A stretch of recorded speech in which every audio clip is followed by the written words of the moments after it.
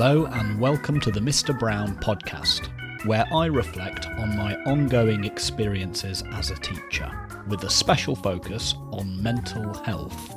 I am your host, James Brown.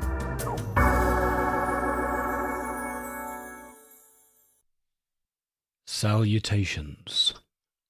In recent episodes, I've spoken quite a lot about teacher workload. I think 3 episodes ago I presented all of my top tips for streamlining workload, which was aimed especially at new teachers. And in the episode after that, I spoke about how the way in which we think about our workload could determine its effect upon us. Specifically, I said that if you think about teaching as preparation for something good that happens later down the line, like a well-paid job, then your workload might have a more negative impact on you because you're ultimately alienated from the products of your labour. You know, it's something, the good thing that you're working towards happens later down the line for the student. Whereas if you think that teaching is inherently good and the knowledge that you're passing on in the moment is inherently valuable, then you're not alienated from the products of your labour. You know, you can feel the benefit, you're experiencing the benefit in the moment of teaching. And that might make your workload more manageable. Now, a colleague of mine, long-time supporter of the podcast, I need to get him on at some point. It'd be good to have a conversation with him on the podcast. Generally, I need to do more interviews. I just need to do more interviews. I'm sure you're sick to death of just hearing my voice on this podcast. It'd be good to get some more voices involved. But he had some feedback on that idea. And he said that thinking about your work as inherently, intrinsically, morally valuable in the moment could make your workload seem heavier because the stakes are higher. You know, if you feel that you're doing a morally crucial job which needs to be done properly, and if it isn't done properly in the moment, every moment, then something really awful can happen to students or young people. You know, if they don't receive the education they need, then that can make your workload seem heavier. Or if not heavier, perhaps it takes a greater toll in some other way. Perhaps it takes a greater emotional toll, for example. And I thought that was a fantastic point, so I wanted to reiterate it here. So I'm not sure what the net effect would be, you know. So if you do feel that what you're doing is intrinsically valuable in the moment, then you aren't alienated from the products of your labour, so you can feel the benefit as you go along, rather than waiting for something that may or may not happen later down the line.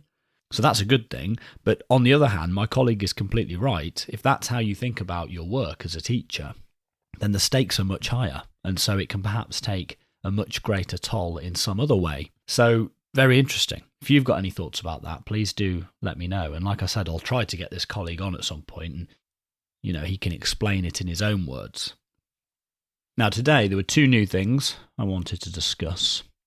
Well, the first one does have to do with workload, actually. So I'm an advocate of streamlining workload wherever possible. But it's really important to make sure that streamlining doesn't cross the line into cutting corners. And this can happen very easily and organically. And indeed, it's a very slippery slope. And I wanted to give an example of something along these lines that happened to me recently. So, in general, I would say that I'm a very conscientious planner. I do lots of planning for my lessons, normally well in advance, 2 or 3 weeks in advance. And I've done all the necessary prerequisite thinking before going into my lessons. For my Year 12 class, this could involve, doing all the questions that I plan to do with them that day. making sure I've done them before the lesson so that I'm not going to get tripped up by anything in the lesson and, risk sowing seeds of confusion in my students, so that's part of my prep for my year 12 lessons. However, last week, I didn't do it. I forgot to do it. I'd set aside, I have a free on a Wednesday morning before my year 12 lessons on the Wednesday afternoon, and I was going to do some prep then. And I got completely immersed in doing something else. Time got away from me and I didn't end up doing it. And I ended up going into these year 12 lessons a little bit nervous, a bit worried, because there were a couple of questions I knew that were coming up that I could potentially struggle with. Some of the harder questions. We're doing revision lessons at the moment, so we're covering, lots of topics in a few hours. But there were just a few questions that, I needed to revisit and I needed to do myself thoroughly before going into the lesson, ideally. But like I said, time got away with me, didn't do it. And what happened in the lesson? Well, the lesson was great. Everything was fine. We didn't actually get on to some of the trickier questions I was worried about because, like I said, this is a revision lesson. We're trying to cram in as much as possible.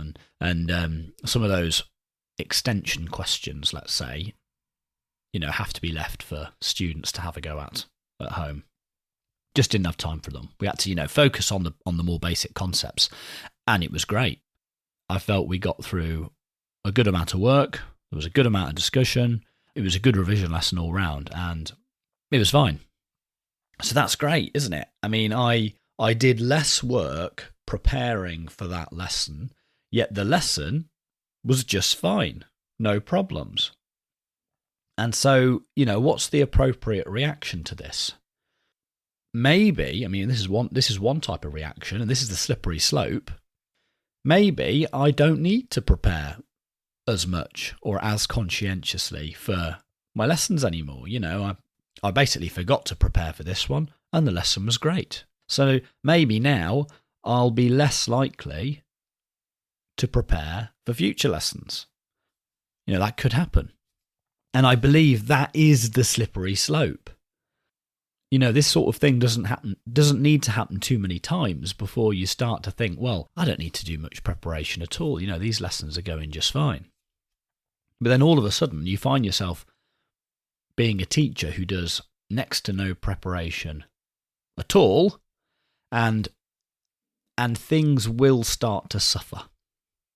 And thinking about this now, preparing for a lesson is one way in which you become invested in the outcome of the lesson. If you've spent a good amount of time preparing for a lesson, you want that lesson to be good. Because otherwise, that time that you spent preparing, in a way, could be wasted. You want it to be good. Preparing is a way to get invested in a lesson.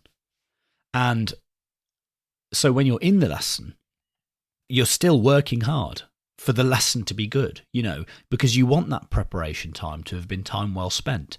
And essentially, you're going to give off the impression to your students that you care about the outcome of that lesson and how that lesson goes.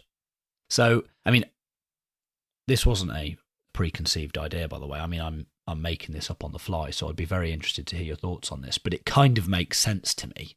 So I feel that it's important not to become, even if you can do it, even if you've internalized everything that you'll ever need to teach and you can just wander into a room with a whiteboard pen and teach a brilliant lesson, even if you can do that, I feel that it's important not to, because spending some time preparing for lessons is a way to become invested in the lesson. And if you're invested in the lesson, then during the lesson, you're going to give off the impression to your students that you care about the lesson. And, a teacher who cares is one with whom students are going to connect better. So I think it's important. It's a very slippery slope. It's easy to head off in this direction, but at the same time, there need to be some guardrails, and we need to be conscious of, the value of preparing for lessons. There we go. Okay, before I go on, my usual Patreon plea. This episode took a couple of hours to produce, And I aim to produce a couple of episodes a month. So if you think that work is worth at least the price of a coffee, so £2 or £3 once a month, then please consider signing up on the Patreon. And if you do that, you will be helping me cover the cost of producing the podcast. It doesn't cost a lot, but any contribution is greatly appreciated. And you'll also gain exclusive early access to videos of my recording sessions. That sounds interesting, doesn't it? I'll leave the link in the show notes as always. Thank you very much. Right, now the second main thing I want to discuss today is yesterday it was Eid. And so in my school we had lots of students who were away celebrating Eid. Happy Eid to all those students who were celebrating. I hope you had a lovely day. Now, it's kind of common knowledge that smaller class sizes are preferable. If you've got an enormous class size, then in some way it's the kids in there are getting a worse deal than if you've got smaller class sizes. That's the received wisdom. And I feel that this is hammered home on days like Eid. Take my year 10 class yesterday, for example. Normally there are 32 in the room. It's a full house. Yesterday, however, there were about 16, 17. So lots of students were away celebrating Eid. And what this meant was that I could wander around during the lesson. I looked at each and every student's work in the room, I'd say at least twice throughout the course of the lesson. In detail, I had a proper look at what they're doing. I wasn't just kind of whizzing around the room to make sure pens were on paper and to give the impression that I was keeping a good eye on work so that students would work. I actually walked around, read students' books, discussed it with them, and I managed to do that at least twice throughout the lesson. Did some live marking as well. And I would say that yesterday's lesson, the students got a better deal than they normally do. They got a better education due to the fact that there were fewer students in the room. And so, generally speaking, there are some schools that have smaller class sizes. Maybe they're private schools, maybe they aren't. But there are some schools that have smaller class sizes. And I would say that generally, if lessons in those schools look more like the lesson I had yesterday with my year 10s on Eid, then the students in those schools are getting a better deal. They're getting a better education. And I said a moment ago that, maybe they're private schools, maybe they aren't. I have a strong suspicion that the more you pay for your child to go to school, the smaller the class sizes are going to be. I think that's a fairly uncontroversial assumption. If you can't afford to pay anything for your child to go to school, and your child, like most children, go to a comprehensive school, they're going to have bigger class sizes. But if you can afford to pay an enormous amount, then you put yourself in a very elite group of people. There aren't many people who can afford to pay an enormous amount of money to send their children to school. And those sorts of people aren't going to have hundreds of children, each.